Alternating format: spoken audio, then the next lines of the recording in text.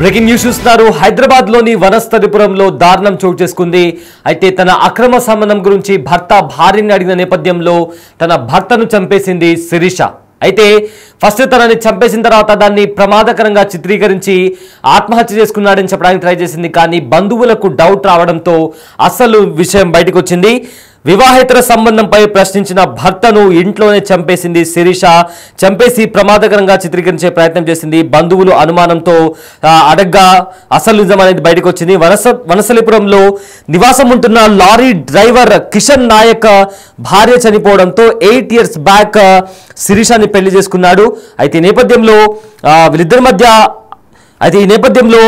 శిరీష తన కిషన్ చనిపోవడంతో ప్రజెంట్ బంధువులకి అనుమానం వచ్చింది. చనిపోయాడా లేదా చంపేశారా అనే అనుమానం రావడంతో శిరీషను గట్టిగా ప్రశ్నించడంతో తానే చంపేసినట్టు కూడా అంగీకరించింది. అయితే మొత్తం మీద నాయక్ తన భార్య చనిపోయిన తర్వాత 7 ఏళ్ల కిందట శిరీషను పెళ్లి చేసుకున్నాడు. వలిగొండ మండలం గోకారం గ్రామానికి చెందిన శిరీష కులాంతర వివాహం చేసుకున్న కిషన్ నాయక్. అయితే కిషన్ శిరీషలకు 2 పిల్లలున్నారు. కొంతకాలంగా శిరీష ప్రవర్తనపై నాయక్కు అనుమానం వచ్చింది. తరచూ ఇద్దరి మధ్య గొడవలు వస్తున్నాయి. అయితే కొద్ది రోజులుగా శిరీషకు దూరంగా ఉంటున్నాడు కిషన్. ఇంటికి రమ్మని పిలిచి చున్నీతో ఊరేసి చంపేసింది. అయితే కిషన్ను హత్య చేసిన శిరీష దాన్ని ప్రమాదంగా చిత్రీకరించడానికి ట్రై చేసింది. కానీ నాయక్ తొలి భార్య పిల్లలు బంధువుల ఫిర్యాదుతో శిరీషను పోలీసులు విచారించారు. దీంతో దర్యాప్తులో హత్య చేసినట్టు కూడా శిరీష ఒప్పుకుంది. అయితే ఇదే అంశానికి సంబంధించిన మరింత సమాచారం మా ప్రతినిధి గౌతమి అందిస్తారు. గౌతమి, వనస్థలిపురంలో ఒక దారుణం చోటు చేసుకుంది. వివాహేతర సంబంధంపై ప్రశ్నించిన భర్తను భార్య ఇంట్లోనే చంపేసింది. ఈ అంశానికి సంబంధించిన అప్డేట్స్ ఏంటి? పోలీసులు ఏమంటున్నారు? ఇంతకీ శిరీష ఎందుకు చంపాల్సి వచ్చింది?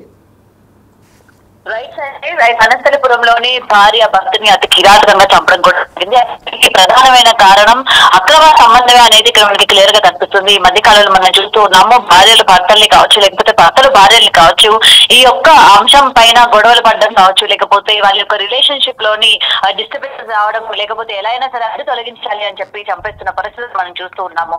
ఈ నేపథ్యంలోనే ఇక్కడ వనస్థలిపురంలో కూడా భర్తకి భార్య పైన అనుమానం రావడంతో, అలాగే పదే పదే తనకి సంబంధం ఎవరితో ఉందో తనతోని దూరంగా ఉండమని మందలించడం కావచ్చు, ఇంకొకసారి ఇలాంటిది ఏమైనా కానీ జరిగితే కఠిన చర్యలు ఉంటాయి అని చెప్పి భర్త పరమాను సార్లు మందలించడంతో ఈ విధంగా అయితే కాదు అని చెప్పి భర్తని ఎలాగైనా సరే భర్త అడ్డు తొలగించుకోవాలి అని చెప్పి భార్య అయితే ప్రయత్నించినట్టు కూడా తెలుస్తుంది. అంటే ముఖ్యంగా ఇక్కడ చూసుకుంటే వీళ్ళిద్దరూ కూడా కులాంతర వివాహం చేసుకున్నారు. అంటే నాయక్ మొదటి భార్య చనిపోయిన తర్వాత పెద్దల్ని ఒప్పించి కులాంతర వివాహం అయితే ఇద్దరు కూడా చేసుకోవడం జరిగింది. మరి అయితే ఇద్దరు ఇష్టపడి ప్రేమించి పెళ్లి చేసుకున్న వ్యక్తులుగా ఇక్కడ మనకి క్లియర్ గా కనిపిస్తుంది. 8 ఏళ్ల తర్వాత అంటే భార్య పైన అనుమానం రావడం కావచ్చు, దాని తర్వాత మందలించడం కావచ్చు, ఇటుకొచ్చే భర్తకి తెలిసిపోయింది కాబట్టి తర్వాత చేసేది ఏమీ లేదు, లేకపోతే ప్రియుడితో ఉండొచ్చు అనుకుందో ఏమో గానీ భర్తని ఇంటికి పిలిపించడం కూడా జరిగింది. అయితే పిలిపించే ముందే గత కొన్ని రోజులుగా వీళ్ళిద్దరి మధ్య ఇటువంటి కలహాలు జరగడంతో ఇద్దరు కూడా దూరంగా ఉంటున్నట్టు కూడా తెలుస్తోంది. మరి వీళ్ళిద్దరూ కూడా అసలు ఎందుకు ఘర్షణ పడ్డారు, అసలు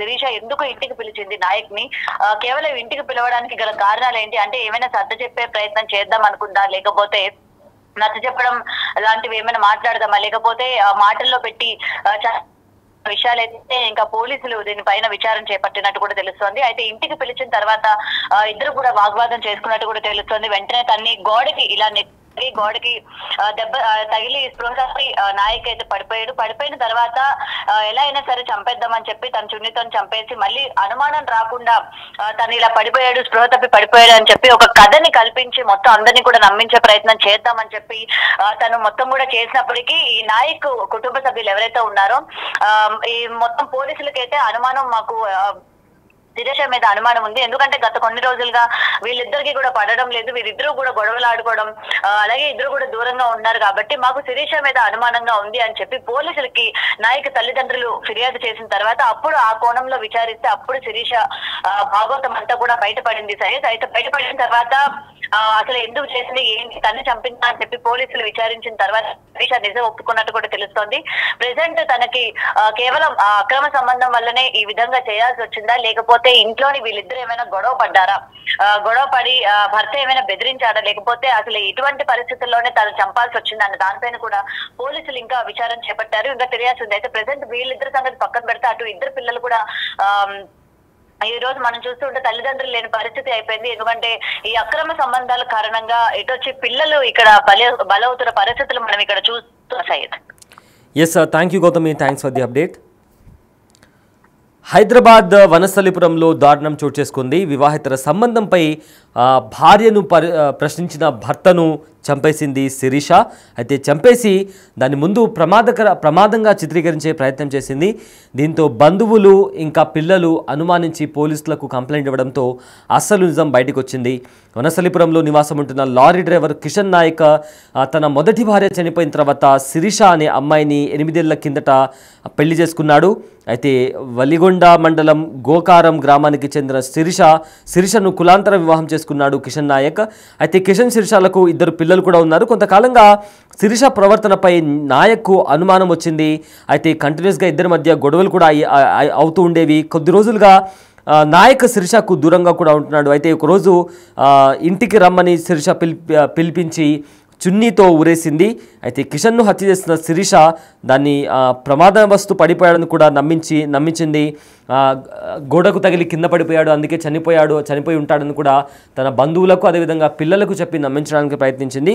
కానీ నాయక్ తొలి భార్య పిల్లలు అదేవిధంగా బంధువులు కూడా పోలీసులకు ఫిర్యాదు చేయడంతో శిరీషను పోలీసులు విచారించారు. ఆ తర్వాత దర్యాప్తులో శిరీష ఈ హత్య తానే చేసినట్లు కూడా ఒప్పుకుంది. దీంతో పోలీసులు కేసు ఫైల్ చేసి తనని అరెస్ట్ చేయడం జరిగింది.